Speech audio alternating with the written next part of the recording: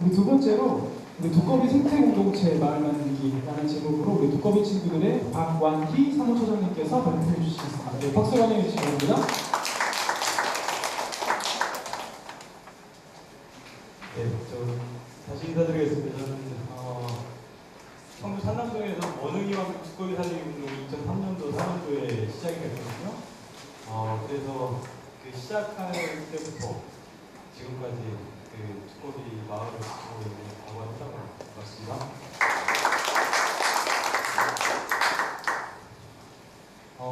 생태공동체, 사실 도시에서 생태공동체라고 하는 게 가당치도 않죠, 그죠?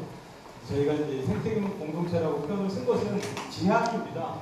여하간 도시에서 생태공동체를 지향하면서 마을 공동체를 어떻게 만들어갈 것인가에 대한 고민이라고 보시면 될 것 같고요. 네, 이런 순서로 잠깐 발표하겠습니다. 지금 개발 전 2003년도의 원흥이 방식의 모습이에요.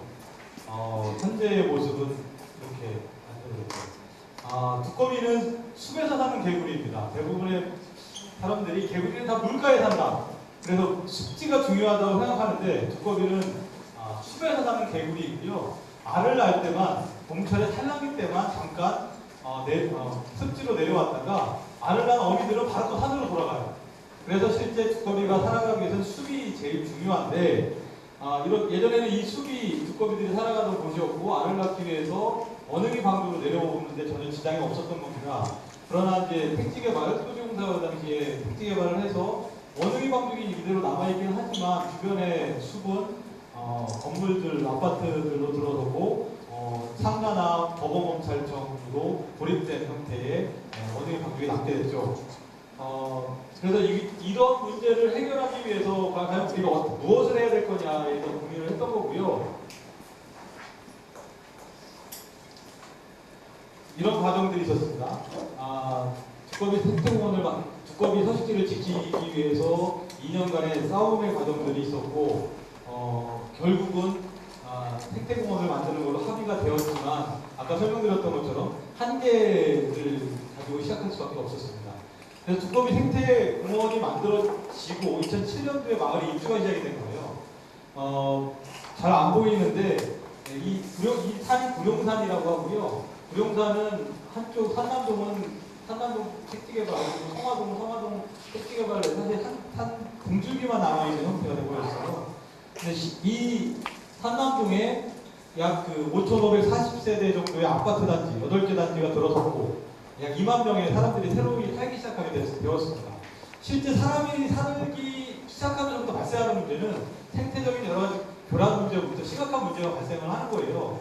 예를 들어서 두꺼비 입장에서는 로드킬이 발생하기도 하고 도로에 두꺼비가 나와서 밤에는 가로등불, 아파트 불빛 이런 것들 여러 가지 영향을 미칠 수밖에 없잖아요. 그래서 과연 이런 도시화된 곳에서 특히 서식지인 숲이 대부분 훼손된 상태에서 두꺼비는 지속 가능하게 살아갈 수 있겠느냐 고민을 했죠. 사실은 이런 이제 전문가분들과 함께 토론도 하고 방법들 고민을 했지만 실제 대부분 정답은 나온 결론은 어렵다는 것이었어요. 지금의 조건과 상황에서는 두꺼비가 지속 가능하게 원흥이에서 살아가기 어렵겠다. 그러면 어렵다고 포기를 할 수 없었던 상황이었습니다. 실제 생태공원을 만들기로 합의한 것은 토지공사와 원흥이 생명평화회의라고 하는 청주 지역의 44개의 시민단체가 함께 생태공원을 만들기로 협약을 체결했는데 토지공사는 개발하고 나면 나가잖아요. 그러면 끝이고 실제 남은 것은 저희 환경단체들, 시민단체들밖에 남지 않는 겁니다. 결국은 악조건이지만 이런 조건에서라도 우리는 두꺼비를 살려야 될 것이고 두꺼비를 살리기 위해서 무엇이 필요하겠느냐 결국은 주민들과 함께 새로 입주한 주민들과 함께 두꺼비 살리기 운동으로 나아가야 된다. 그래서 환경운동이 주민운동과 함께 결합하는 형태로 고민을 하게 됩니다. 그래서 그 첫 번째 고민이 아파트 협의회라는 걸 만들어보자. 아파트들이 처음 택지개발지 사업지구에 들어서면 여러 가지 문제가 많이 있어요. 신호등이 없다거나 횡단보도가 없다거나 기타 여러 가지 이제 택지개발하면서 발생하는 문제점들이 있습니다. 그런 문제점들을 주도적으로 저희 환경단체들이 풀어주는 거예요. 나가서 연대 서명도 보고 아파트 단지별로 다 같이 이렇게 이런 과정들을 몇 차례 하다 보니까 실제 바뀌게 되더라고요. 여러 가지 문제들이. 그러면서 주민들이 모이니까 뭔가 바뀌게 되더라. 힘이 보여지더라 라고 느끼게 됐고, 그래서 8개 단지 아파트 대표들이 모여서 협의회를 구성하자. 그래서 그 협의회의 명칭도 산남 두꺼비 생태마을이라고 하는 아예 그 지향점을 두고 가자, 이렇게 좀 정리가 됐었습니다. 아파트 협의회가 만들어지고 나서 2009년도에 마을신문이 창립이 되고 여러 가지 도시대학이 든 여러 가지 이제 활동들이 이루어졌는데요. 이런 것이었습니다. 실제 두꺼비 생태공원을 중심으로 해서 지역 주민들이 참여하는 형태의 두꺼비 생태공원을 가꾸고 만들어가는 프로그램들을 지속적으로 열었습니다. 4월달에 신고기일 주간에는 주민들과 함께 나무 심기, 그리고 5월달에는 자그마한 저희 공원에 논이 있어요. 두꺼비 논이라고. 이 논에서는 모내기, 또 가을에는 추수활동, 5월달에 두꺼비 생명 한마당. 그러다 보니까 자연스럽게 주민들은 동아리들이 만들어지게 되고, 이 동아리가 이제 두꺼비 앙상블이라고 하는 합창단도 마을 주민들이 만들게 되고요.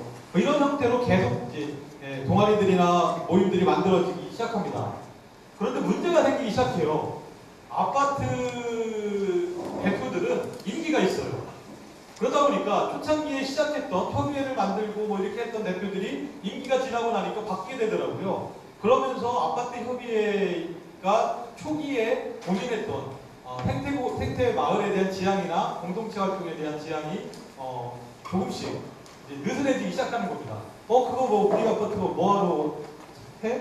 아파트 협의회에 들어오면 월 5만원씩 아파트 협의회비를 내야 돼요. 8개 단지니까 이제 한 아파트가 1년에 60만원을 내는 거거든요. 8개 단지가 모이면 480만원을 가지고 회의도 하고 여러 가지 프로그램을 진행하는데, 우리 아파트는 그거 필요 없어, 이렇게 되더라고요.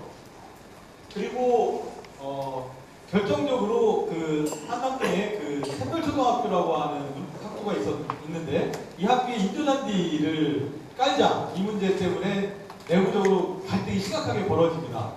이제 그 당시에 교육청 관련된 사람들이나 이쪽 학교 운영위원들은 인조잔디 깔자고 하고, 실제 두꺼비 생태마을에 무슨 아파트 인조잔디냐, 말이 되냐 반대했던 이 두 그룹이 크게 부딪히게 됩니다. 사실 그 여파는 지금까지 오게 되고요. 그런 과정들을 거치면서 이 협의의 구조가 약화되기 시작합니다. 그래서 그 속에서 우리가 앞으로 안정적인 공동체 활동을 하기 위해서는 새로운 구심체가 필요하겠다. 아파트 협의회는 임기가 있어서 계속 바뀌기 때문에 여기가 중심적인 역할을 하기는 어렵겠다는 판단을 했고, 그래서 협동조합형 마을 만들기 운동으로 좀 전환을 해보자. 협동조합을 만들게 되어 갑니다. 그래서 고민은 그거였어요. 외부의 지원을 받지 않고 지금 마을 공동체 활동을 했는데, 이게 지속 가능하기 위해서는 마을 사회적 경제를 형성을 해서 그 힘으로 한두 명의 마을 상근자를 만들자, 주민들 스스로가. 실제 실무일이나 이런 것들은 초창기에는 저희 두꺼비 친구들 단체에서 주로 많이 했었고, 그것도 이제 시간이 지나면서 한계가 있더라고요. 그래서 실제 그러면 마을 주민들 중에 마을 상근자를 만들자 라고 고민을 하게 됩니다. 그래서 마을 협동조합을 만들자. 그래서 그 협동조합은 마을의 여러 조직들이 함께 만들어가는 방식으로 가자라고 고민을 하게 됩니다. 그래서 2013년도에 협동조합 교육도 하고요. 창립을 준비해서 두꺼비 협동조합이라고 하는 것을 2014년도 5월달에 창립을 하게 됩니다. 근데 처음에 고민은 두꺼비 협동조합이 마을의 공동체의 중립적 역할을 하고, 그 마을 소통의 중심이 되는 마을 신문을 운영하는 중심의 역할을 두었던 거고요. 로컬푸드 운동, 먹거리 공동체를 만들자, 그리고 녹색 구매 지원 사업을 하자라고 초창기에는 이렇게 고민을 해서 시작을 하고 있는데, 현재는 마을 신문 중심으로 운영이 되고 있고요. 로컬푸드 쪽은 별도의 영동조합 법인을 따로 만들게 됐어요. 그래서 지금 이제 연대 형태로 서로 같이 운영을 함께 하고 있는 상태고요. 창립의 과정의 모습이고요. 그래서 두꺼비 협동조합을 만들면서 중요하게 고민을 했던 것은 마을 주민 간의 신뢰를 어떻게 회복할 거냐에 대한 게 가장 중심적인 고민이었고, 또 하나는 아까 말씀드렸던 것처럼 협동조합형 마을 공동체를 어떻게 안착화시킬 거냐라는 거였습니다.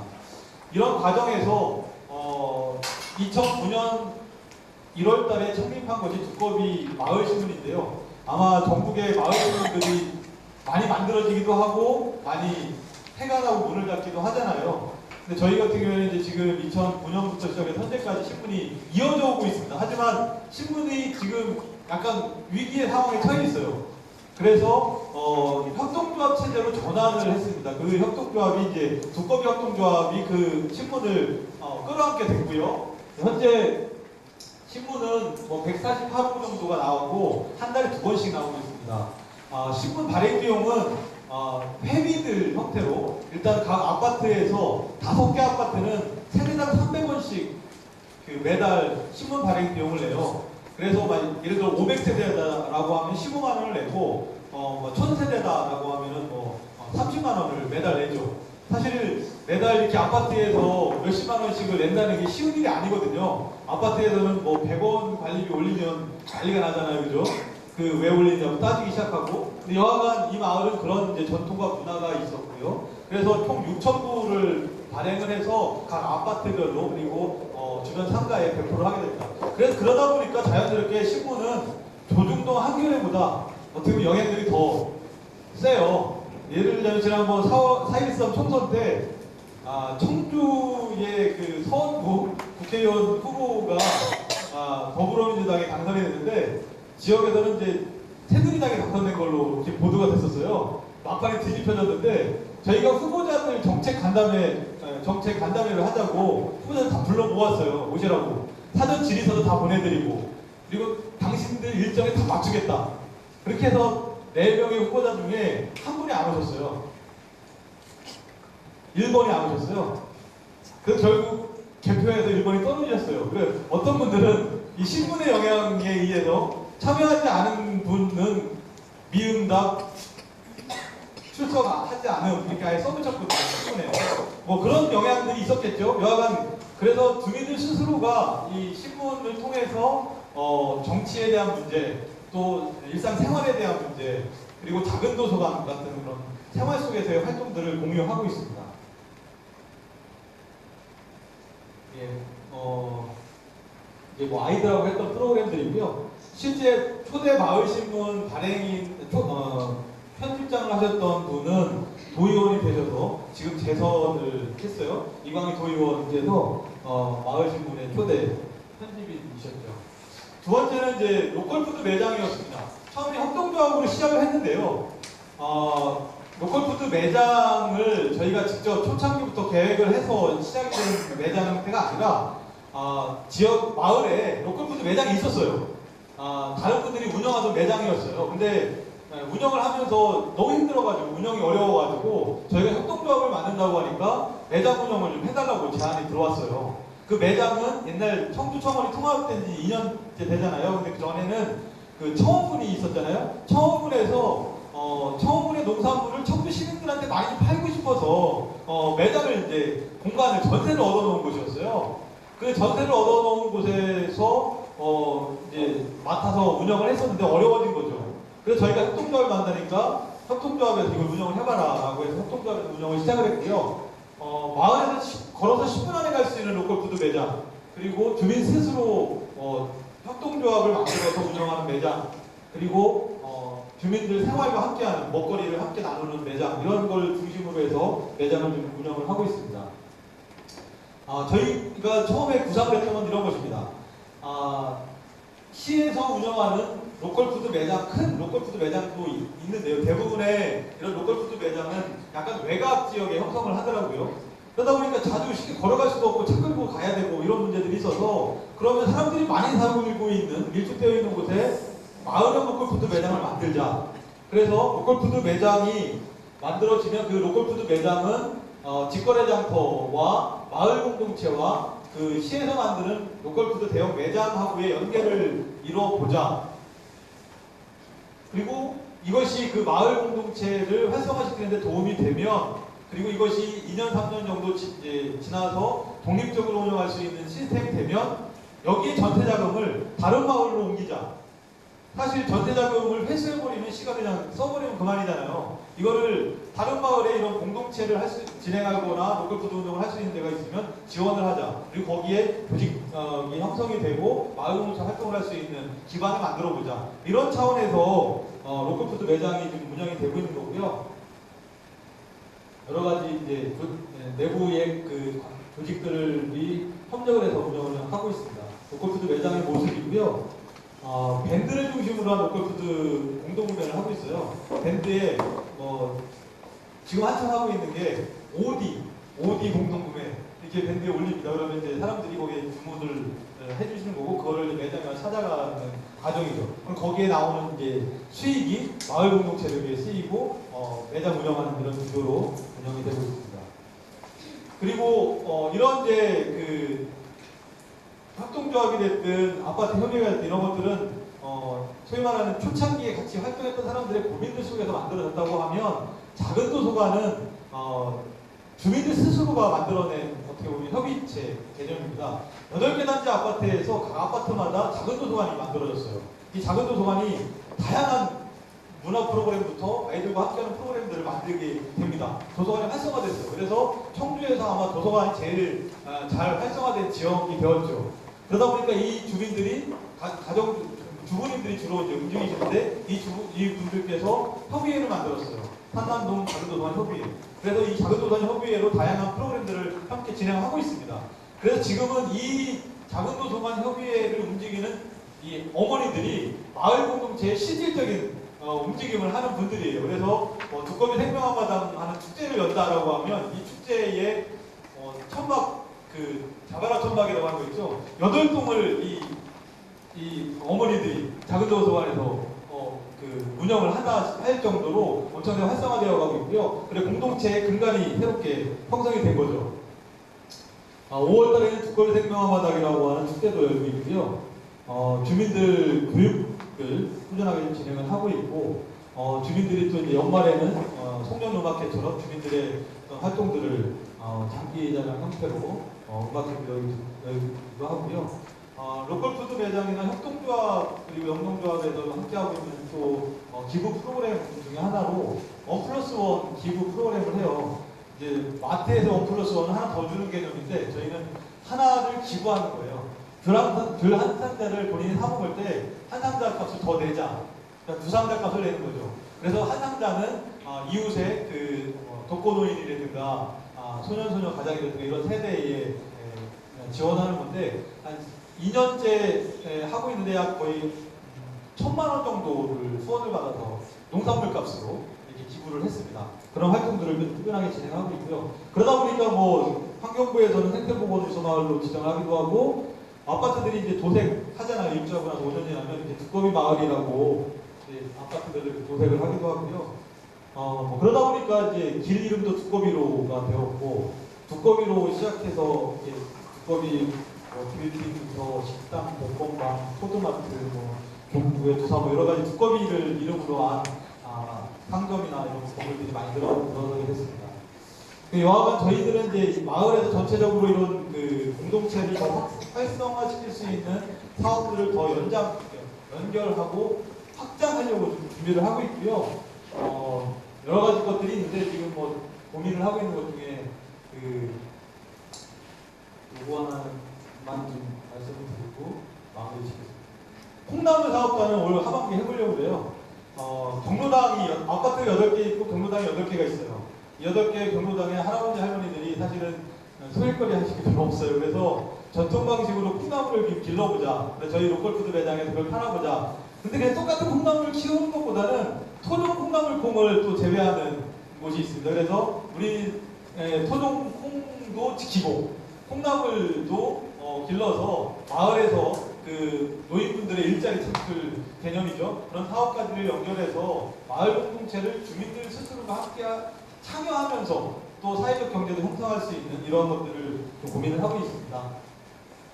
일단 저희가 아직은 어설퍼요. 실제 마을이 만들어진 10년도 안 됐고 초창기에 시작했던 많은 분들이 지금도 또 많이 현장을 지키고 있지만 또 한편으로는 아파트라는 공간이 재산으로서의 가치 때문에 새 아파트로 이사가는 사람들 많고요. 청주는 특히 세종시로 많이 나가고 있어요. 지금 저희 마을에서도 많이 나가고 있는데, 그런데 그럼에도 불구하고 이 마을에서 경제공동체, 환경공동체, 문화공동체를 나름대로 만들어서 이사가지 않고 오랫동안 살 수 있는 도시의 저희 공동체, 생태공동체 문화를 만들어가는 것을 계속 해나가고 싶습니다. 이상 발표를 마치도록 하겠습니다.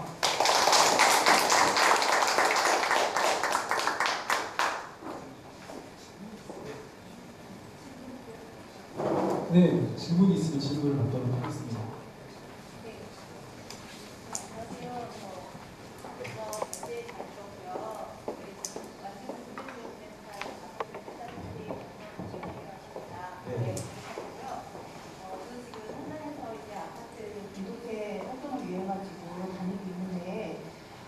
제가 조금 내용에 대해서 이해를 했는지는 잘 모르겠지만 8개 단지 아파트가 지금 연합으로 하셔서 협치를 구성하셔서 네, 아파트요. 네, 그 8개 단지가 같이 연합을 사는 거가 중심인지 아니면 1개 단지씩 아파트가 작은 도서관을 구성이 된다고 말씀하셨잖아요.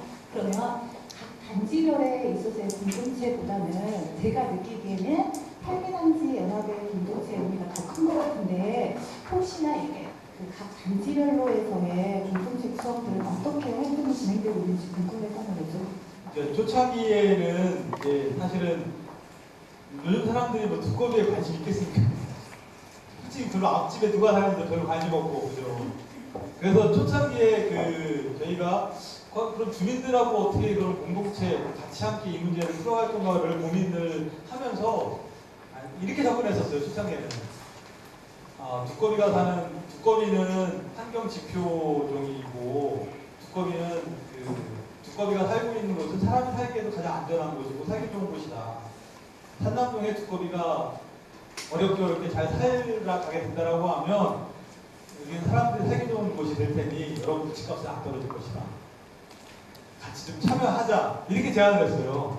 그래서 여하간 이제 8개 단지의 아파트들이 모였죠. 그래서 8개 단지 아파트의 대표 회장들과 공동으로 초창기에는 이제 프로그램들을 많이 했고요.